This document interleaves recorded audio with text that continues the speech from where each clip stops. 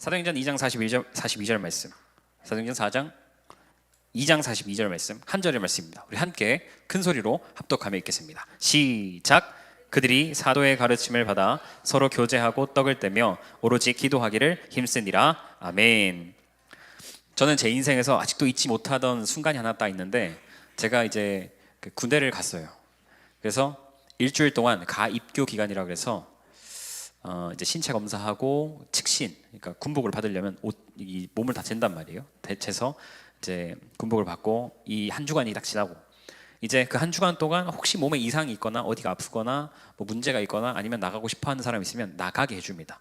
그러면 그때는 그냥 내보냅니다. 근데 이제 딱 일주일이 딱 지나고 그 마지막 금요일, 그러니까 월요일 날 입소를 해서 월, 화, 수, 목, 금요일 아침에 딱 되면 이제 이 남아 있는 인원이 이제 한 해를 한 해가 아니고 이 후보생 신분으로 바뀌는 거예요. 그러니까 처음에는 민간인으로 들어와서 5일 동안 있다가 금요일 딱 되는 순간 이제 이 사람들은 장교 후보생이다 하면서 하는 게 있어요. 그게 뭐냐면 신분 전환식입니다.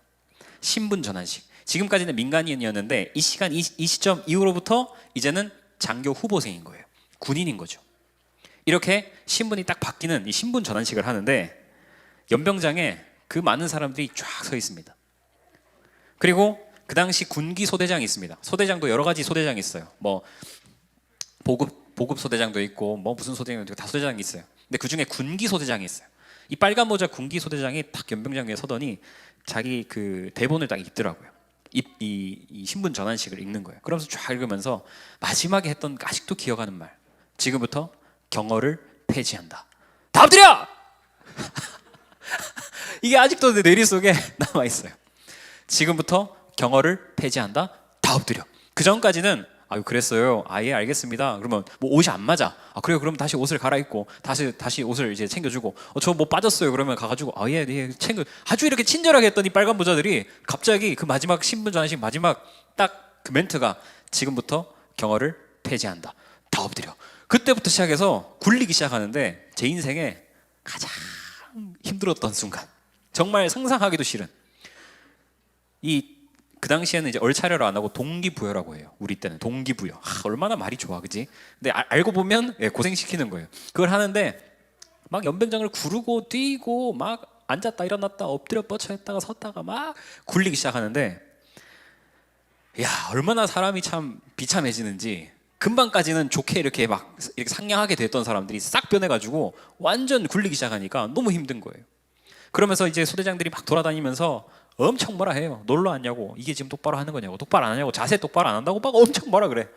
아직 훈련을 받기 전이니까 얼마나 약한 상태예요. 그러니까 하면 막 힘들단 말이에요. 팔굽혀펴기 10개만 해도 막 팔이 후들후들거리는데 10개 했는데 10개를 또 시키는 거야. 그래서 이 아무거 했는데 또 시키는 거야. 계속 시키니까 이게 한 개가 오니까 사람이 멘탈이 확 나가더라고요. 멘탈도 피지컬도 완전 나갔어요. 그러면서 막 고래고래 소리 지르면서 공포 분위기를 막 조성하죠. 그 다음에 막 굴리죠. 이러니까 막 정신적으로, 이 신체적으로 굉장히 큰 어려움을 겪게 됩니다.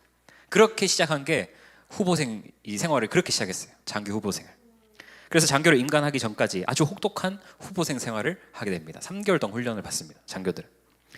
그 출발점이 바로 신분 전환식이었어요. 더 이상 너희는 민간인이 아니고 이제는 군인이야 라는 것을 뇌리에 박히도록 그 짧은 시간에 멘탈도 털고 피지컬도 털고 완전 사람을 녹초로 만들어버리는. 그래가지고 막 쓰러져 있으면 데리고 나와가지고 앞에 앉혀요. 그래가지고 앞에 앉혀놓고 괜찮냐가 아니고 집에 가라고 계속 앞에다 대고 막 얘기해요. 왜 왔냐고, 집에 가라고, 이것도 못할 거면 집에 가라 그러면서 엄청 막 사람을 힘들게 하더라고요. 제 머릿속에 아직도 그 신분 전환식이 뇌리 속에 남아 있습니다. 제가 왜 오늘 이야기하냐면, 오늘 설교의 제목이 뭐냐면 관중에서 선수로입니다. 관중에서 선수로. 우리는 이렇게 세상을 살면 관중처럼 살고 싶을 때가 있어요. 그냥 앞에서 뭘 하는 걸 보고 싶고.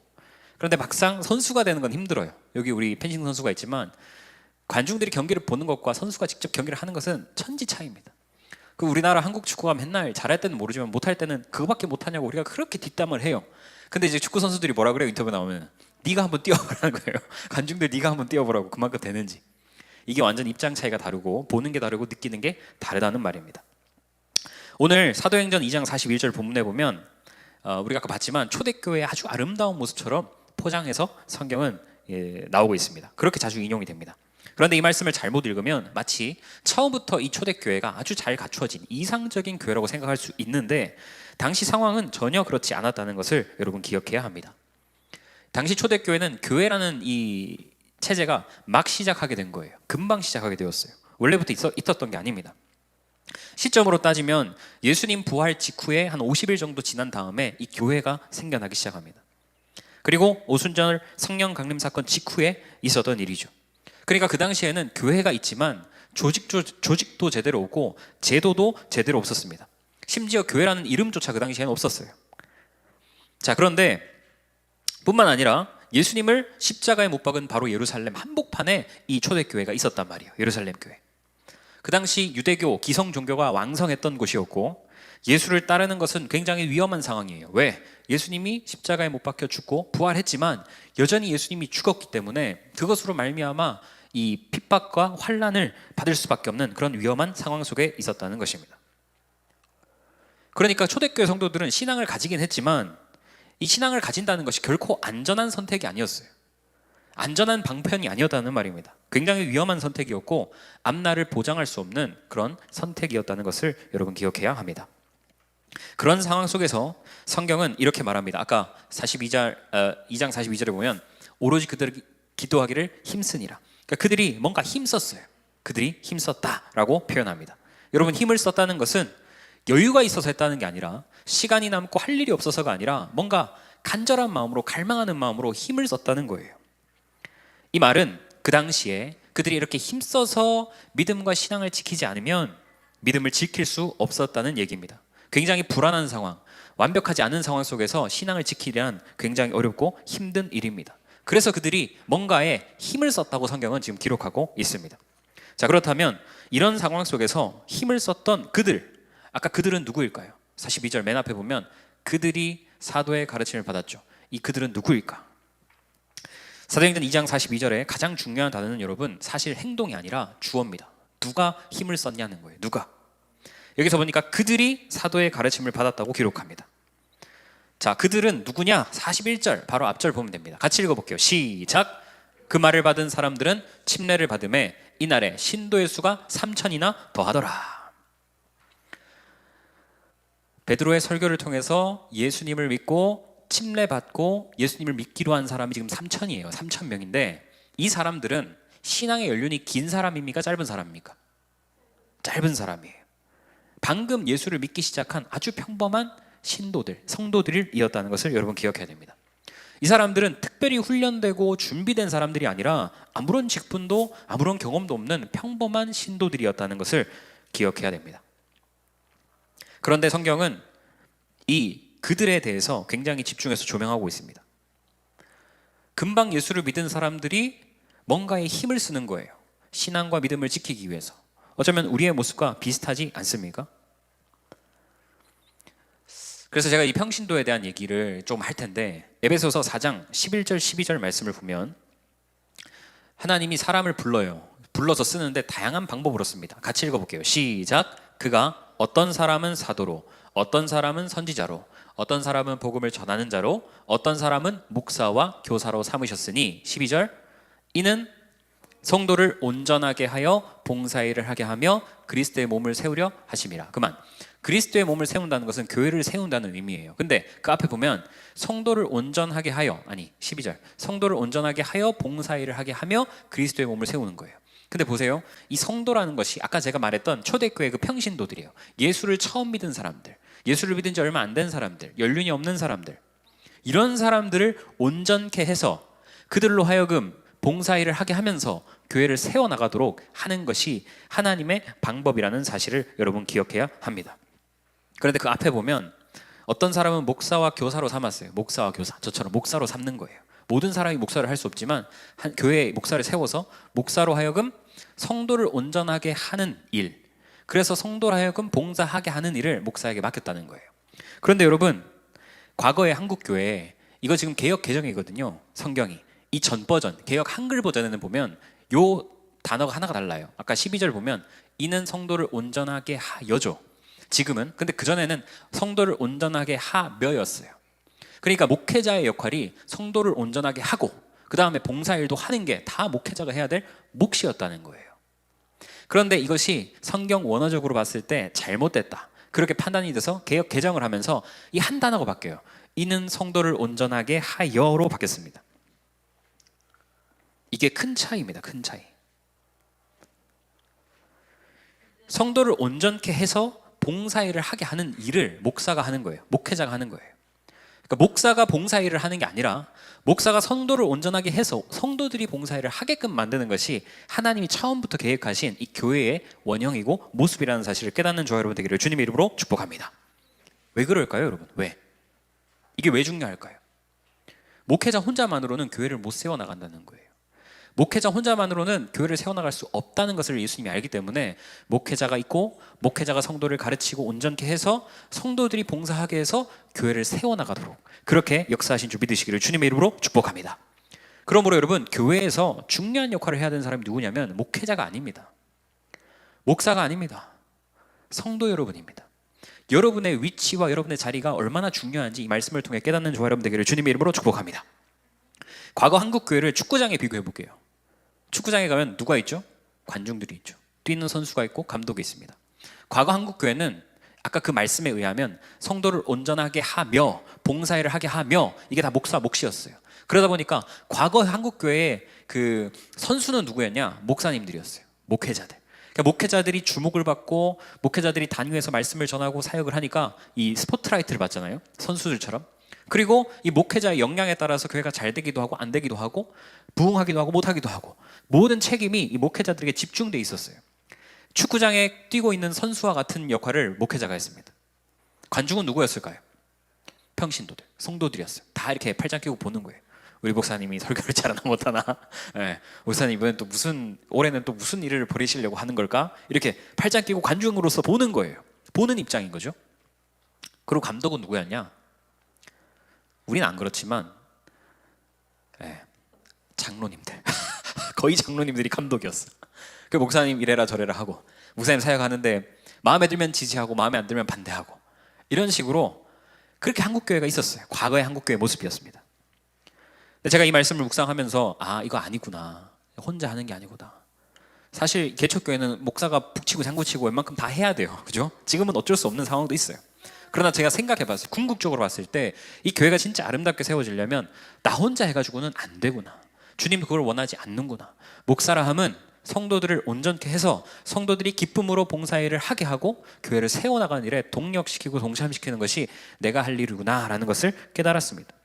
그렇다면 우리 교회는, 우리 뉴라이브 교회는 축구장에 비유하면 어떻게 해야 될까? 여러분, 감독은 누가 되어야 되겠어요? 감독은 누구? 하나님, 예수님. 여러분, 감독은 따라합시다. 예수님이다. 시작. 목회자는 뭘까요? 그러면 선수 아니면 요새 코치. 와, 코치인데 반만 맞았어. 내가 앞에 단어를 하나 더 달았어. 놀면 안 되지. 어떤 코치? 경기를 뛰면서 코치하는 사람 뭐라 그래요? 플레잉 코치. 오, 단어를 좀 안 해. 저도 같이 일을 하면서 코치도 하면서 플레잉 코치. 그러면 선수는 누굴까요? 성도들입니다. 할렐루야. 여러분이 선수들이에요. 여러분이 선수들. 그리고 관중은 누구예요?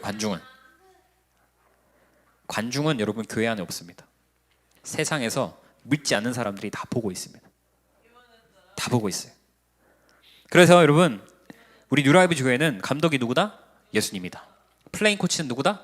목사님이다. 선수는 누구다? 저 여러분들, 성도들이다. 관중은 교회 안에 있다 없다? 없다. 관중은 교회 밖에서 세상 사람들이 우리를 지켜보고 있습니다. 그래서 아까 42절에 본문에 등장한 그들도 바로 그들이 왜 힘썼겠어요? 왜 힘썼겠어요? 그들이 아는 거예요. 초대교회 성도들은 알았어요. 우리가 구경꾼이 아니구나. 우리가 소비자가 아니구나. 우리가 평가자가 아니구나. 우리가 함께 교회를 책임지는 사람들이구나 라는 것을 그들이 깨달았습니다. 여러분, 이런 거 있어요. 저도 이렇게 하다 보면 목사님, 그건 목사님이 해야 될 일이잖아요. No. 아닙니다. 그렇지 않습니다. 여러분 생각을 바꿔야 됩니다. 저도 생각을 바꿔야 되겠어요. 저도 제 MBTI, 제 MBTI 상 저도 혼자 일하기를 좋아하고 많은 사람과 협업하는 거를 힘들어해요. 예, 마음에 안 드는 거지. 맡겨놓으면, 부족하면. 근데 내가 하는 게 훨씬 나아. 그런 사람인데 나도 생각을 고쳐 먹어야 되지. 내가 고생을 좀 해도 혼자 하는 게 낫지. No, 그렇지 않습니다. 저도 생각을 바꿔야 되고 여러분도 생각을 바꿔야 돼요. 제가 봤을 때 교회 안에서 목사님이 꼭 해야 될 일들이 있어요. 예를 들어서 뭐 축도라든지 주의 만찬을 집례한다든지 뭐 안수기도를 한다든지 침례를 한다든지 이런 것들은 목회자가 해야 될 일이지만 그 외의 모든 것들은 누구나 할 수 있어요. 누구나. 성도들이 무엇이든 할 수 있고 또 하도록 만드는 것이 제가 해야 될 역할이라고 생각합니다. 물론 여러분이 하다가 보면 막히고 어려운 게 있으면 저의 도움을 받을 수 있지만 뭐든지 할 수 있어요. 뭐든지. 못할 게 없습니다. 따라합시다. 못할 게 없다. 시작. 진짜 못할 게 없어요. 여러분도 그런 마음을 가지고 저도 여러분에게 못 맡길 게 없는 거예요. 진짜 내가 해야 되는 것 말고는. 서로가 서로 이렇게 툭 터놓고 서로 도움을 주고 도움을 받고 함께 교회를 세워가는 동력자들이 될 수 있기를 주님의 이름으로 축복합니다. 자, 그러면 그들은 무엇을 했을까요? 오늘 본문에 세 가지를 했습니다. 첫 번째, 따라합시다. 사도의 가르침을 받았다. 시작. 사도의 가르침은 무엇에 대한 가르침일까요, 여러분? 사도들이 무엇을 성도들에게, 평신도들에게 가르쳤을까? 두 가지입니다. 첫 번째, 따라해 볼게요. 예수님에 대한 가르침. 시작. 성경 지식을 가르치지 않았습니다. 어떤 윤리와 도덕적인 것을 가르치지 않았습니다. 교훈을 가르치지 않았습니다. 삶의 지혜나 삶을 살아가는 방식, 처세술을 가르치지 않았습니다. 예수님은 누구신가? 예수님이 어떤 일을 하셨는가? 예수님 지금도 우리 삶 가운데 어떻게 살아 계시는가? 이것을 사도들이 평신도들에게, 성도들에게, 예수 믿은 지 얼마 되지 않은 사람들에게 아주 상세하게 집중적으로 가르치고 전파한 줄 믿으시기를 주님의 이름으로 축복합니다. 사도들의 설교 때마다 핵심은 딱 한 가지였어요. 예수님의 십자가, 예수님의 부활, 예수님의 주되심, 예수님이 지금 현재 어떻게 우리를 통치하시는가에 대한 것들을 아주 적나라하게 세밀하게 선포했습니다. 초대교회 성도들은 이렇게 살아라 저렇게 살아라를 듣지 않았어요, 여러분. 예수님이 누구신가에 대해서 먼저 선포했고 그것을 선포했을 때 그들의 모든 신앙의 중심이 예수님으로 똑바로 정렬되기 시작한 거예요. 여러분, 살아라 이렇게 사세요 저렇게 사세요 그런 설교를 여러분 들어봤지만 그렇게 안 살아지는 내 모습을 보면 얼마나 허망합니까? 착잡합니까? 답답합니까? 초대교회 성도들은 이렇게 해라 저렇게 해라가 아니었고 예수님이 누구신가 계속 그 얘기만 들은 거예요. 그러니까 자동적으로 이 사람들 마음속에 예수님이 들어오고 예수님이 중심이 되니까 그렇게 살아야지가 아니라 그렇게 살아지는 거예요. 이렇게 해야지가 아니라 그렇게 되는 거예요. 여러분, 이런 경험을 할 수 있는 저와 여러분 되기를 주님의 이름으로 축복합니다. 신앙의 중심이 예수님으로 정렬됐어요. 삶의 기준이 예수님으로 바뀌었어요. 삶의 판단이 예수님이 우선이 되기 시작했어요. 삶의 방향이 예수님을 향하기 시작했습니다. 여러분, 이것이 영적 질서의 기본입니다. 여러분, 성경 지식은요, 내가 공부하는 만큼 읽는 만큼 얻을 수 있어요. 쌓을 수 있어요. 그러나 진짜 예수님에 대한 마음, 예수님이 누구신가에 대해서는 우리가 들어서 아는 게 아니라 내가 삶 속에서 경험해야 하는 것입니다. 그래서 저는 계속 설교를 할 때 예수님에 대한 설교를 항상 합니다. 제 설교를 들어보면 예수님이 빠진 날이 한 번도 없습니다. 왜 그렇게 하냐면 예수님의 가르침은 달라요. 왜? 우리의 시선이 자꾸 위로 가게 돼 있어요. 자꾸 주님을 바라보게 돼 있어요. 그리고 자기 중심적이고 개인적이고 이기적인 내 삶이 점점 내려갑니다. 그리고 공동체를 자꾸 생각하게 되고 서로를 생각하게 되고 사랑하게 됩니다. 그래서 우리 뉴라이브 교회가 하나가 되려면 다른 게 없어요. 우리 모두가 예수님을 바라볼 수 있어야 돼요. 우리의 모두의 시선이 주님을 향해야 우리가 하나 될 수 있는 줄 믿으시기를 주님의 이름으로 축복합니다. 그래서 제가 딴 거 안 바랍니다. 제발 좀 니들끼리 좀 친하게 좀 잘 지내봐라. 제발 좀 이렇게 서로 얘기도 좀 하고 좀 가까워져 봐라. 내가 억지로 일부러 이렇게 말 안 해도 여러분의 마음의 중심이 예수님을 향해 있으면 자연스럽게 여러분의 마음이 가게 돼 있고 대화하고 하나 되게 되는 줄 믿으시기를 주님의 이름으로 축복합니다. 예수님을 중심에 두면 우리의 말이 변하고 관계가 깊어지고 공동체는 하나가 됩니다. 두 번째, 사도의 가르침을 받았습니다. 어떤 가르침을 받았냐면 초대교회 성도들이 가르침을 받았다는 것은 예수님을 받아들이고 예수님으로부터 주어지는 은혜를 위에서 아래로부터 받아들였다는 거예요. 다시 말하면 질서를 받아들인 겁니다. 사도의 가르침을 받았다는 것은 사도들이 예수님에 대해서 선포했기 때문에 그것을 가르침을 받은 것뿐만 아니라 사도들의 가르침을 받았다는 것은 질서를 따르겠다는 거예요. 질서를 순응하겠다는 겁니다. 그래서 여러분 보면 초대교회는 예수님으로부터 시작해서 사도들에게 은혜가 주어지고 사도들이 성도들을 가르칩니다. 이게 위에서부터 아래로 하나씩 하나씩 내려오게 돼 있는 거예요. 이 질서는요, 권위를 과시하기 위함이 아닙니다.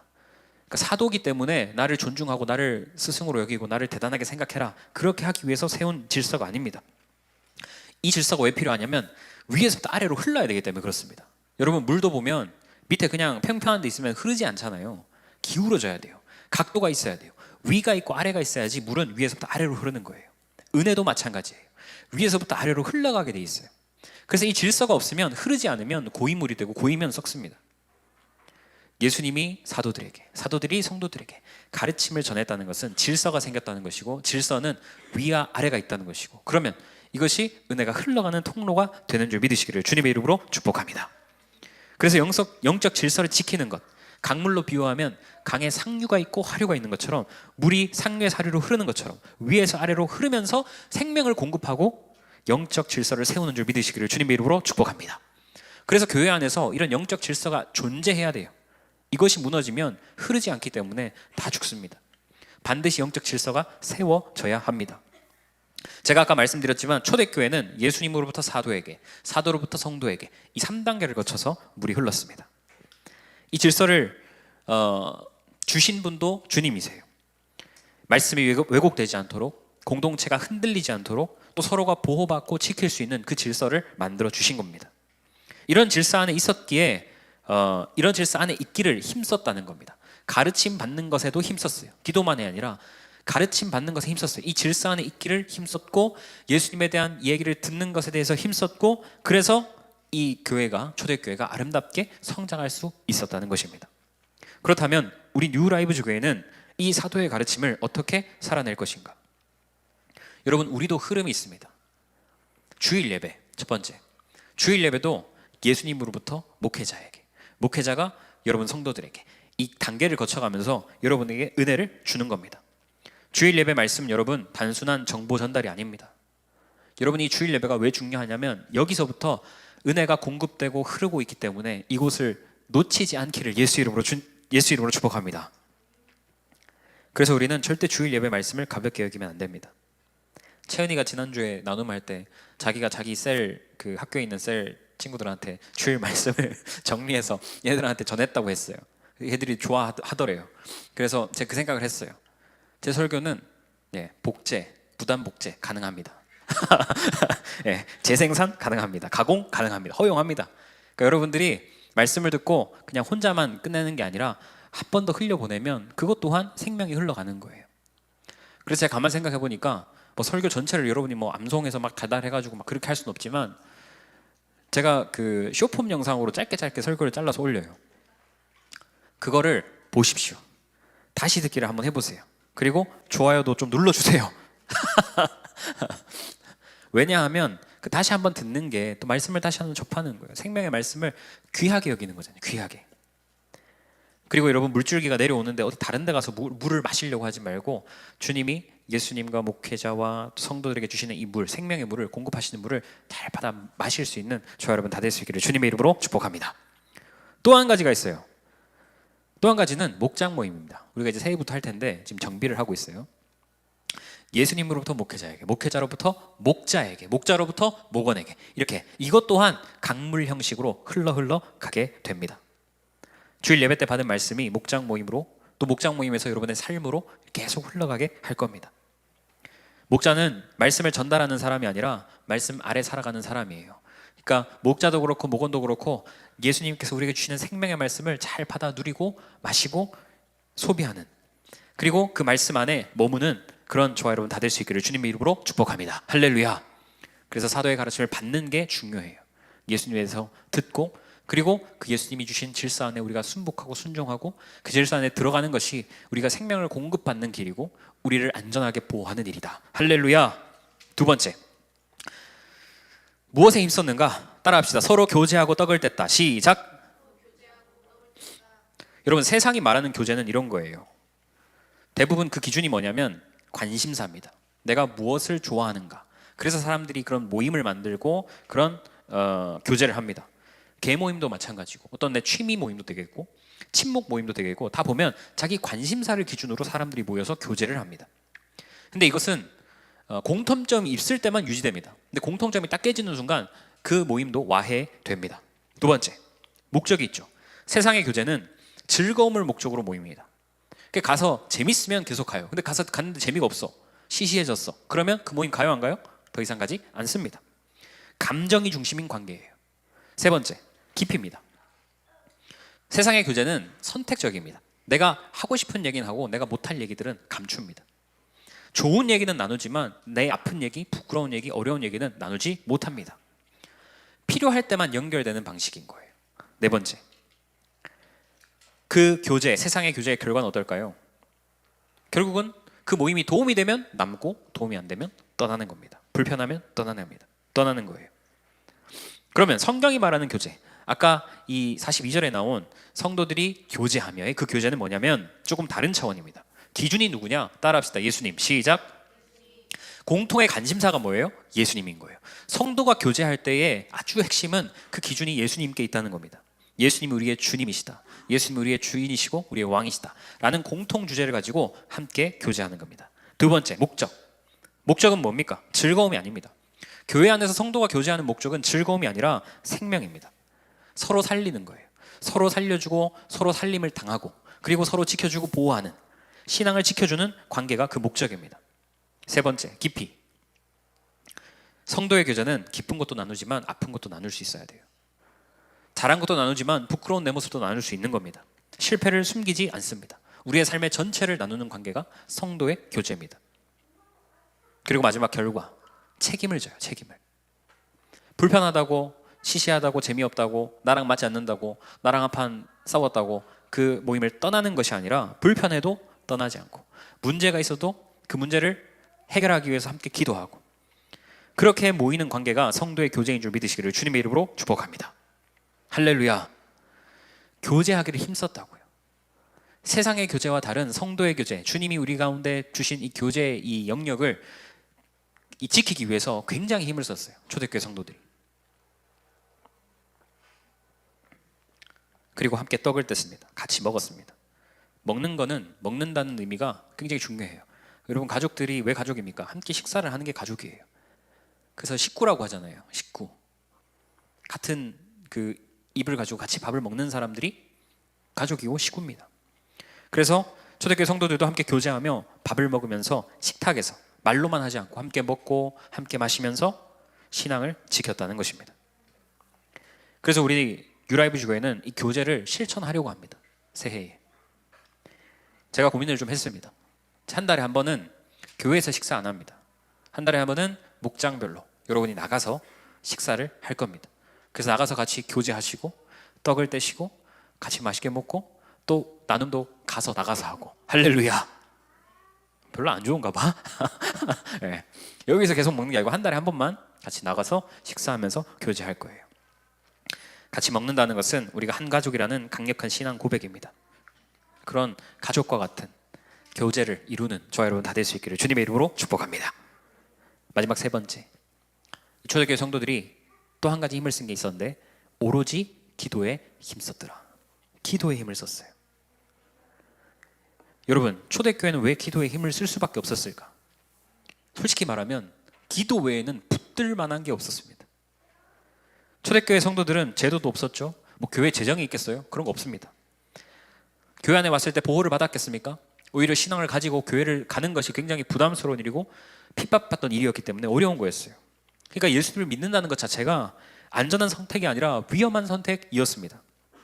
그래서 그들은 사람을 붙잡을 수도 없고 자기가 처해 있는 환경을 신뢰할 수도 없고 자기가 가지고 있는 힘과 자기 힘을 의지할 수도 없었습니다. 남는 건 딱 하나뿐이었어요. 예수님 한 분뿐이었어요.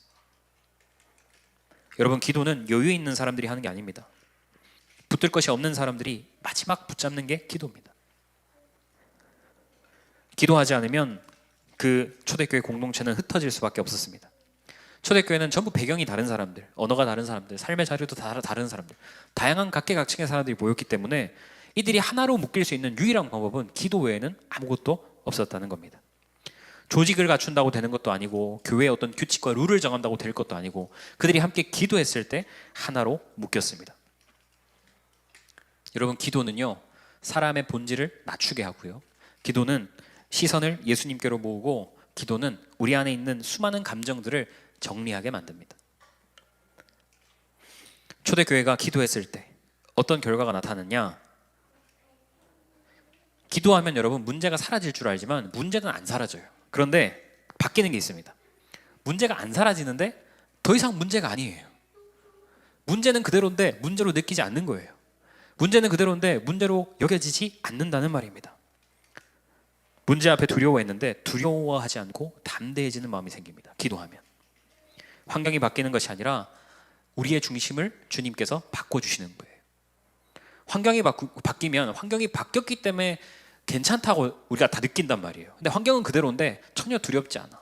분명 어제까지만 해도 두렵고 무섭고 막 힘들고 불안했는데 똑같은데 마음은 그렇지 않은 거예요. 주님이 우리의 중심을 바꿔주시기 때문입니다. 그리고 공동체 안에 특별한 변화가 일어납니다. 여러분, 기도하는 공동체 안에는 불평이 반드시 줄어들게 되어 있습니다. 험담이 사라집니다. 오히려 중보하는 말, 서로를 위로하고 격려하는 말들이 많이 생겨나기 시작합니다. 왜냐하면 기도하면 내가 하나님 앞에 서 있기 때문에 하나님 앞에서 내 모습을 보면 한도 끝도 없이 큰 죄인이거든요. 근데 하나님이 나를 용서해 주시고 나를 여기 세워주셨어요. 그 은혜에 감격하면 그 어떤 불평적인 상황, 그 어떤 이상한 상황을 봐도 불평과 원망과 그런 게 아니라 기쁨으로, 감사함으로 여겨지게 되는 겁니다. 그리고 하나님이 그렇게 교회를 세우십니다. 그래서 우리 뉴라이브 교회도 기도의 힘을 써야 되겠다. 새해. 그래서 이렇게 한번 결단을 하면 좋겠어요.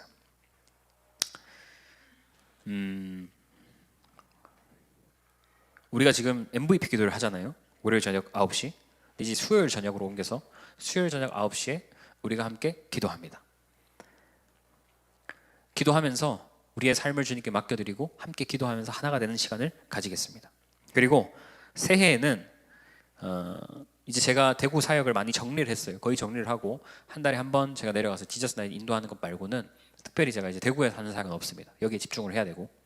그래서 매월 첫째 주 오후는 목장 모임 없이 우리가 식사하고 난 다음에 같이 기도회를 할 겁니다.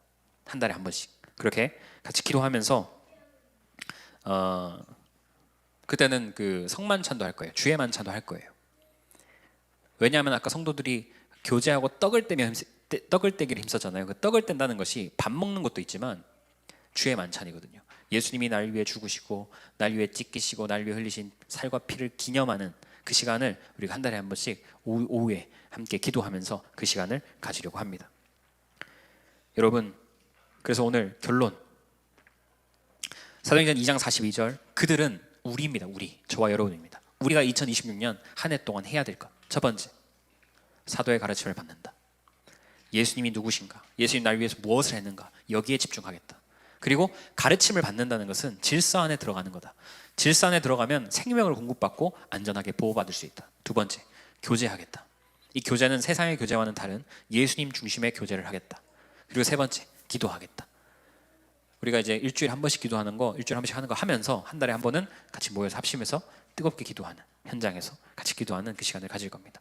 이 세 개를 통해서 여러분, 우리의 삶은 새로워질 것입니다. 2026년이 된다고 여러분 모든 것이 쉬워지고 모든 것이 자동으로 풀리는 건 아닙니다. 그러나 우리는 이렇게 살기로 결단해 보겠습니다. 이 모든 선택의 중심에는 우리 예수님의 사랑과 은혜가 있습니다. 여기까지 올 수 있었던 것도 우리가 잘해서가 아니라 예수님이 주신 은혜가 있었기 때문이고, 그래서 우리는 2026년에도 다시 주님 앞에 우리가 결단할 걸 결단하고 다짐하고 함께 나아가도록 합시다. 할렐루야. 그래서 이제는 관중이 아니라 내가 선수구나, 내가 선수였구나, 그것을 깨닫고 26년에는 관중처럼 살지 말고 선수처럼 멋지게 아름답게 함께 달려가는 저 여러분 다 될 수 있기를 주님의 이름으로 축복합니다.